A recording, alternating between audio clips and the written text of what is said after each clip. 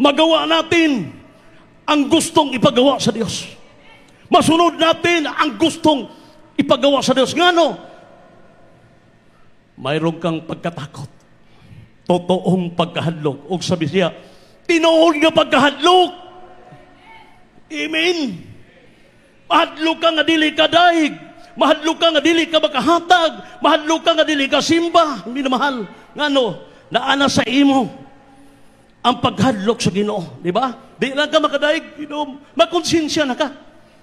Maka-absent lang ka sa pagsimba. Makonsensya na ka. Bakit? Mayroon ka ng pagkatakot sa Diyos. Palapakan na ito mahal na Panginoon. Kaya ang sabi ng Biblia, minamahal, matakot ka sa Diyos para masunod nating lahat.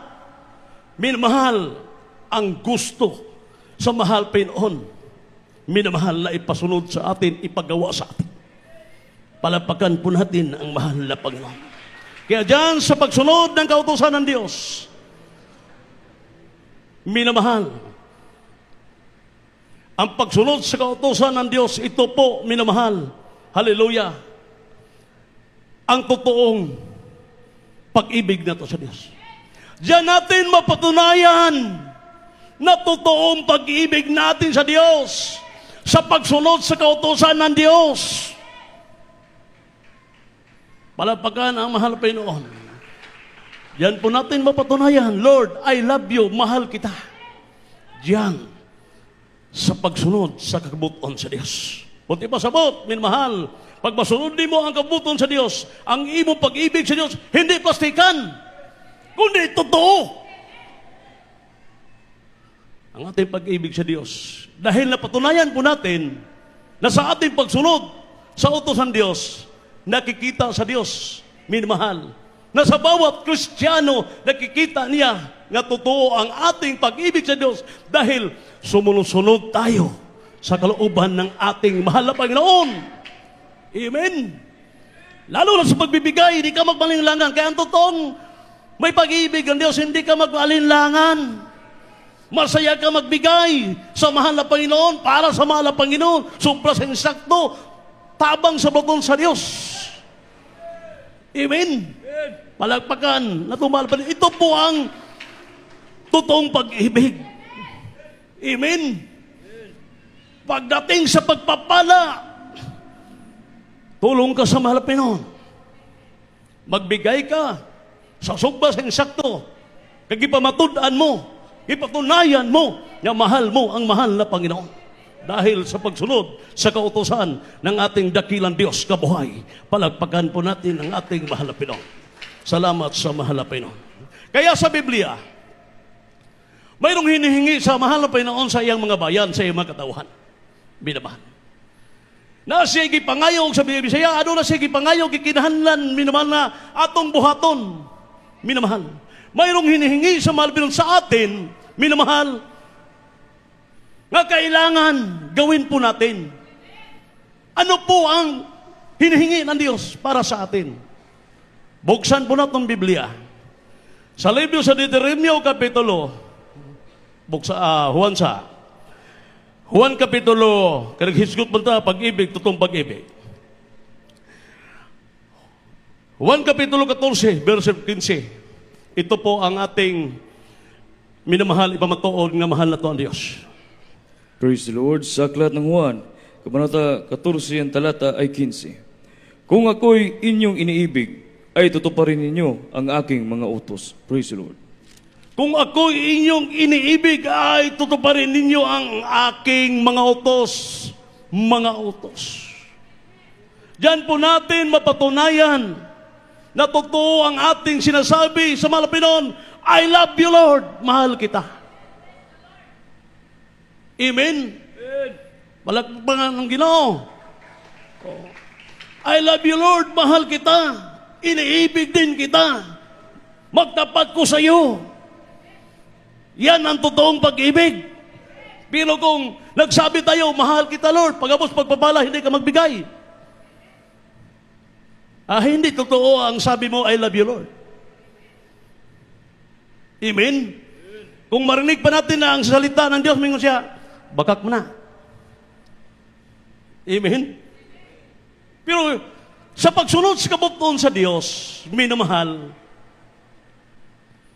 diha na to mapamatud-an nga ang atong pag-ingon sa Ginoo, Ginoo, mahal kita. Dahil sa ating pagsunod sa kabubuton sa Diyos, sa ating pagbibigay, minamahal, pamumuhay sa kabanalan, magpuri, hindi plastikan. Palapagkan nato itong mahal na Panginoon. Maghatag, tinuod ka paghatag. Diha na ito mapamatudan nga ang imong giingon, Lord, mahal kita. Palapagkan natin mahal na Panginoon. Kaya sa Biblia, mayroong hinihingi sa Diyos. Nasabi ko na kanina, minamahal. Ano po ang hinihingi sa ating mahal na Panginoon? Buksan natin ang Biblia. Sa Deuteronomio Kapitulo 10, versikulo 12.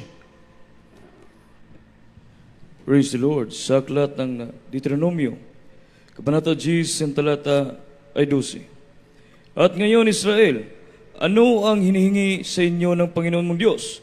Kundi matakot ka sa Panginoon mong Diyos, lumakad ka sa lahat ng kanyang mga daan, at ibigin mo siya, at paglingkuran mo ang Panginoon mong Diyos ng buong puso mo at buong kaluluwa mo. Praise the Lord. Palagpagan mo itong mahal na Panginoon. Ang hinihingi sa mahal na Panginoon sa kanyang bayan sa Israel, hindi lang sila, kundi sa ating kapanahonan ngayon,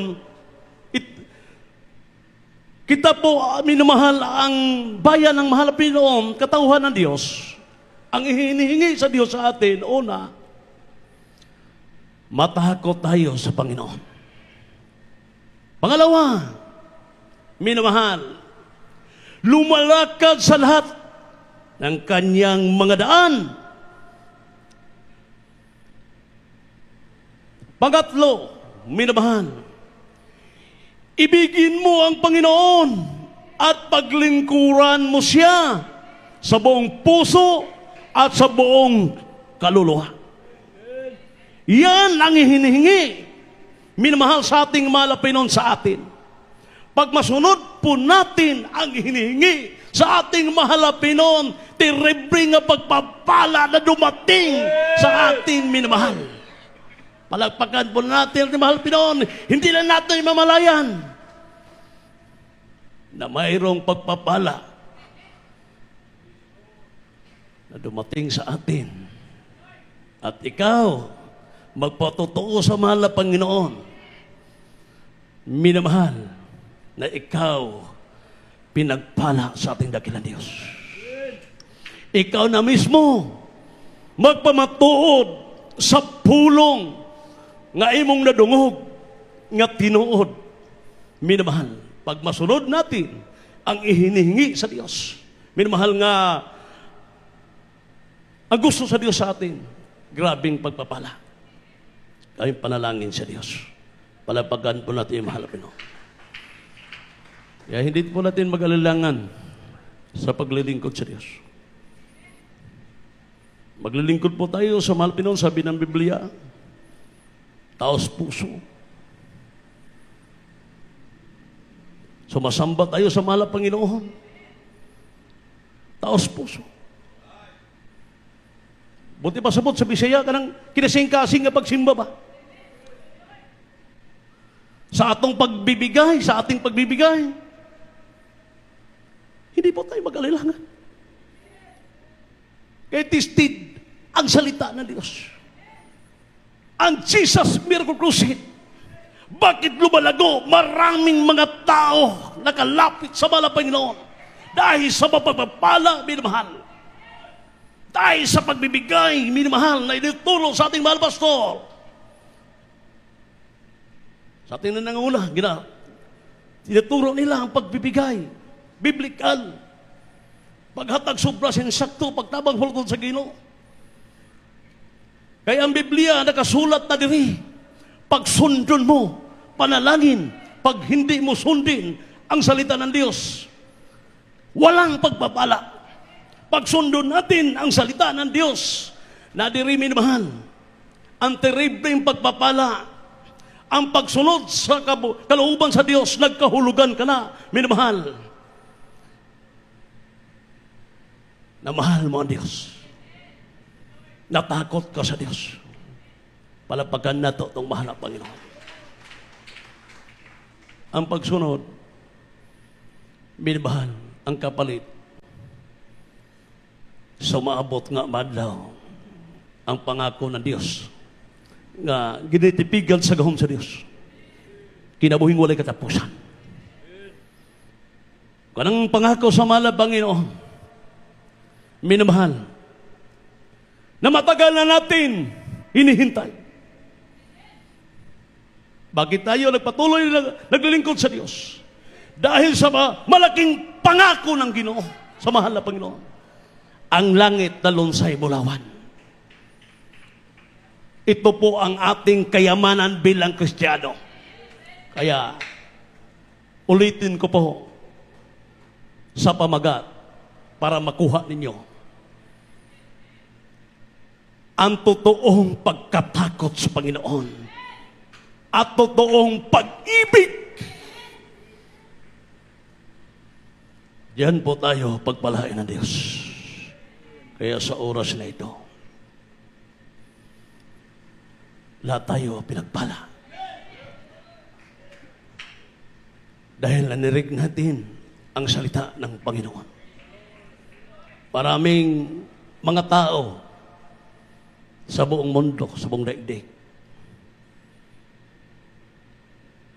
Pero isa tayo pinagpala at mapalad.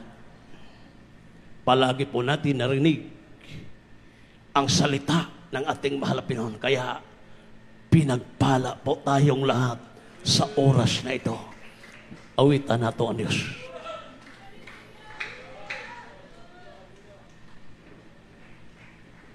Ang totoong pagkatakot sa Panginoon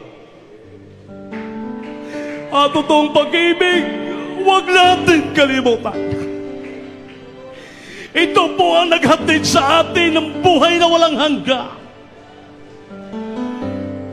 At tayo po ay magkapasok sa karayaan ng Diyos.